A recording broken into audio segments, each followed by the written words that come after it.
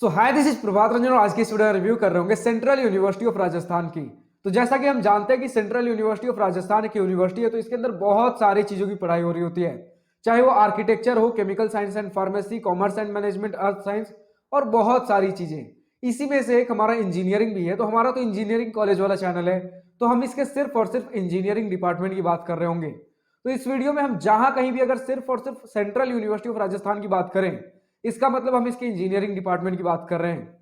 तो हमारा central university of Rajasthan Ajmer Rajasthan में स्थित एक गवर्नमेंट कॉलेज है, जिसकी स्थापना 2009 में हुई, लेकिन फर्स्ट इंजीनियरिंग बैच की शुरुआत 2019 में हुई थी।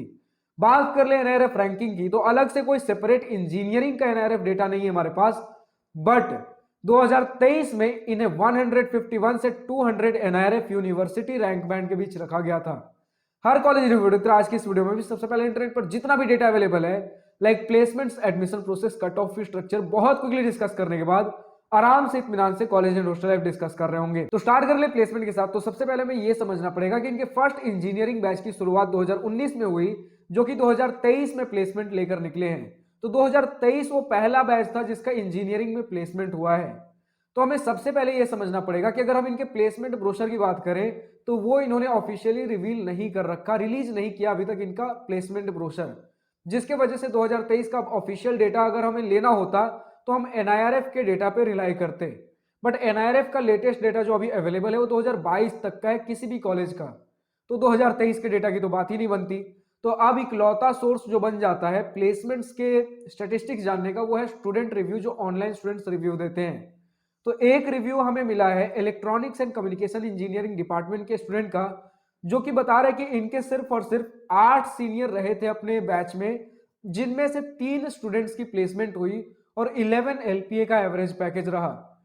ऑफ कोर्स 3 स्टूडेंट्स प्लेस्ड हुए, आपके 5 स्टूडेंट्स अनप्लेस्ड रह गए।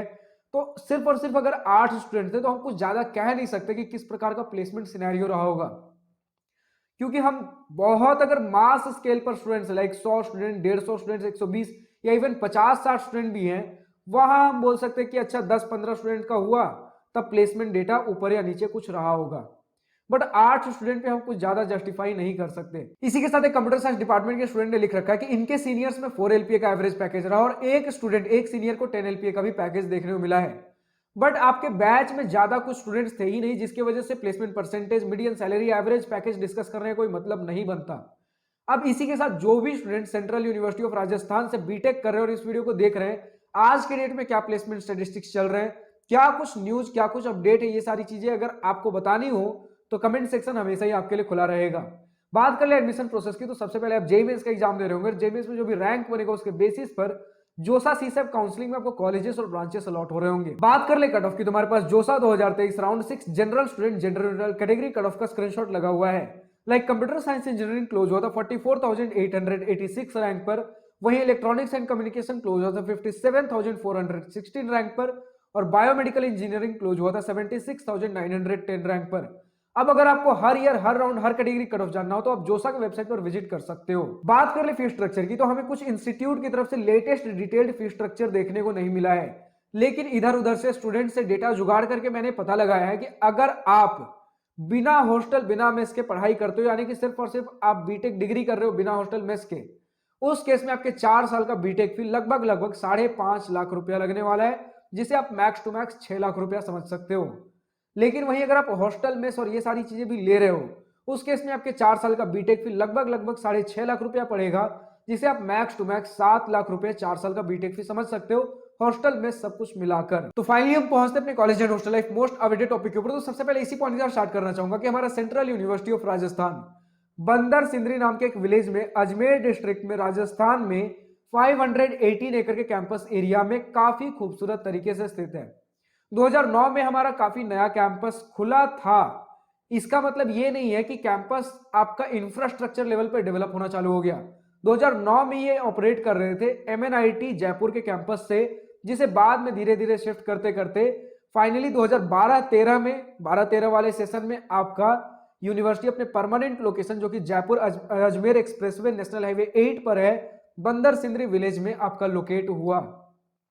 तो उस समय से काफी तेजी से डेवलपमेंट चल रहे थे, जिसके बाद धीरे, शुरू में तो काफी तेजी से डेवलपमेंट चले, फिर उसके बाद थोड़ा सा स्लो हुआ, फिर बताया जा रहा है कि कोविड का जब लॉकडाउन लगा उस समय उसके बाद से काफी सारी चीजें हमें चेंज होती हुई नजर आई, क्योंकि स्टूडेंट्स ने बताया है कि रिसेंट में भी बहुत सारे डेवलपमेंट हुए हैं।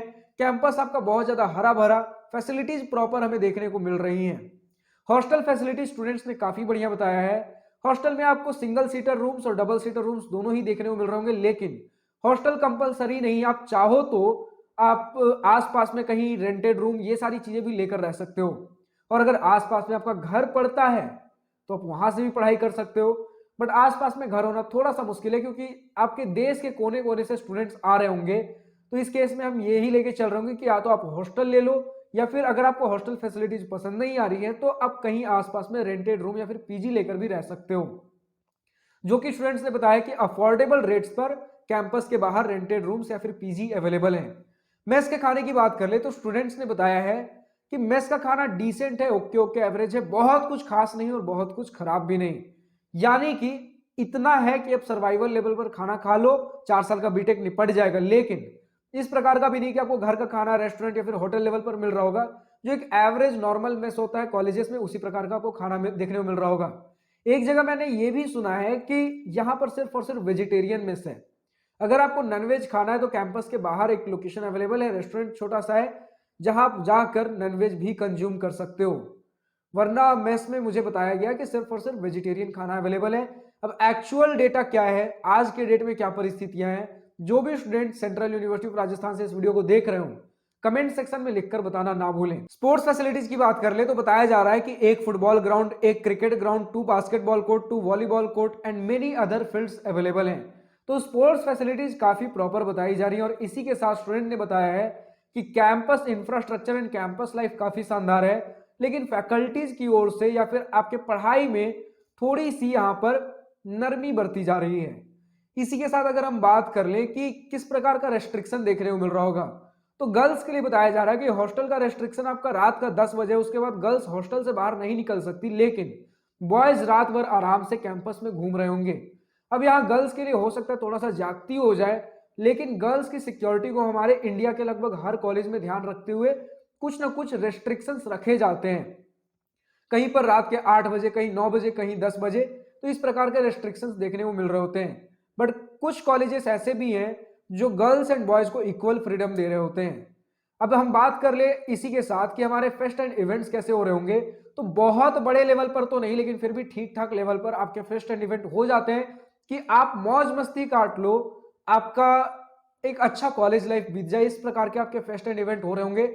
लेकिन अगेन अगर आप इंजीनियरिंग की बात कर लो तो हमारे आईआईटी एनआईटी लेवल पर जिस प्रकार के फेस्ट होते हैं वैसे अभी आज की डेट में हमें देखने को नहीं मिल रहे हैं। अब इंफ्रास्ट्रक्चर को प्रॉपर डिटेल में समझने के लिए हम कुछ स्टूडेंट्स ऑनलाइन रिव्यूज भी पढ़ लेते हैं।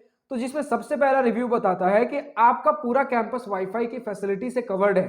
इसी के साथ आपको लाइब्रेरी 24 घंटे तो खुली नहीं मिलेगी, लेकिन फिर भी रात के 12 बजे तक लाइब्रेरी खुली रहती है। उसके बाद आप चाहो तो स्टडी रूम में बैठकर पढ़ सकते हो। और food is better than eight other universities and on special occasions they make very tasty food. तो इसी के साथ हम ये समझ पा रहे हैं कि जो एक एवरेज, स्टूडेंट्स ने बताया कि बहुत ज्यादा कुछ खास खाना नहीं है, लेकिन फिर भी जो एवरेज मेस होता है उससे थोड़ा सा बेटर है। बहुत ज्यादा आपको ड्रास्टिक चेंज देखने को नहीं मिलेगा, क्योंकि बहुत सारे स्टूडेंट्स को मेस से यहाँ पर आपत्ति भी है। तो इस हिसाब से हम समझ सकते हैं कि एवरेज में से थोड़ा सा बेटर है, और स्पेशल ओकेशंस पे कुछ टेस्टी, कुछ बढ़िया देखने को मिल जाता है।